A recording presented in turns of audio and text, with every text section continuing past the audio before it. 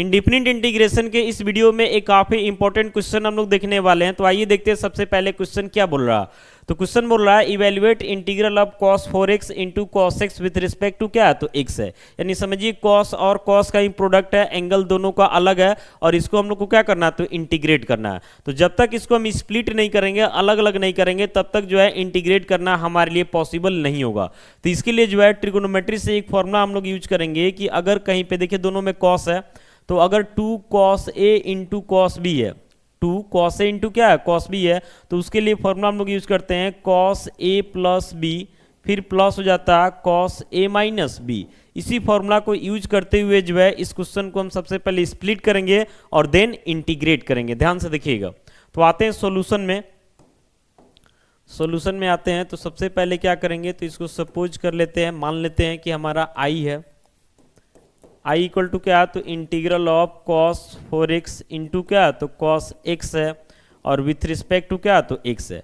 अब ये formula use करने के लिए यहाँ पे 2 चाहिए, जबकि इसमें यहाँ 2 दिखाई नहीं दे रहा। तो 2 लाएंगे, कैसे लाएंगे ये देखिए। तो यहाँ से i इक्वल टू हम लिखेंगे 1/2 और यहाँ लिखते हैं इंटीग्रल ऑफ 2, फिर यहाँ लगाते हैं तो 2 cos 4x, फिर इंटू क्या हो जाता है cos x with respect to x। अब देखिए ये 2 से 2 कट जाएगा, जैसे था वैसे फिर से आ जाएगा। अब i इक्वल टू यहाँ से हो जाता है 1/2 इंटीग्रल ऑफ, अब थोड़ा सा ध्यान देना है, 2 cos a into cos B, 2 cos a into cos B के फॉर्मेट पे आ गया। ये आपका a का काम करेगा, तो वहीं ये किसका काम करेगा, तो b का काम करेगा। अब फॉर्मूला यूज कीजिएगा cos a प्लस बी, तो a के जगह हो जाएगा 4x प्लस b के जगह x, फिर plus cos a minus B यानी कि 4x माइनस x, और विथ रिस्पेक्ट टू आपका क्या हो जाएगा, तो x हो जाएगा। यहाँ तो कोई दिक्कत नहीं होना चाहिए। आगे बढ़ते हैं। तो आगे बढ़ेंगे तो यहां से लिखते हैं i इक्वल टू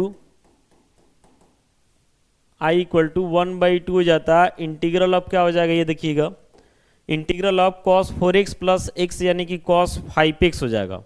cos क्या हो जाएगा, तो 5x हो जाएगा, फिर प्लस यहाँ पे देखिए cos 4x माइनस x यानी कि क्या हो जाएगा, तो cos 3x हो जाएगा, और बाकी जो है विथ रिस्पेक्ट टू आपका क्या हो जाएगा, तो x हो जाएगा।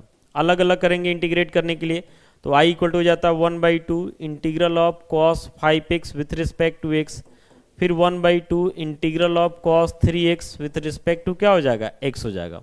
तो i इक्वल टू यहाँ से हो जाता है आपका 1/2 cos 5x को x के रिस्पेक्ट में इंटीग्रेट कीजिएगा तो sin 5x, और x के साथ 5 मल्टीप्लाई में तो ये डिवाइड में आ जाएगा, फिर प्लस 1/2 cos 3x को कीजिएगा तो ये क्या हो जाएगा, तो sin 3x बाई क्या हो जाएगा 3, plus constant of integration c, यानी i इक्वल टू हमको मिला sin 5x, नीचे 5 2 जा 10, प्लस sin 3x और नीचे 3 2 जा 6, plus constant of integration c।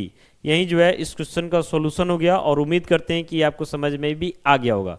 बाकी मिलते हैं ऐसे अगली वीडियो के साथ। Thank you.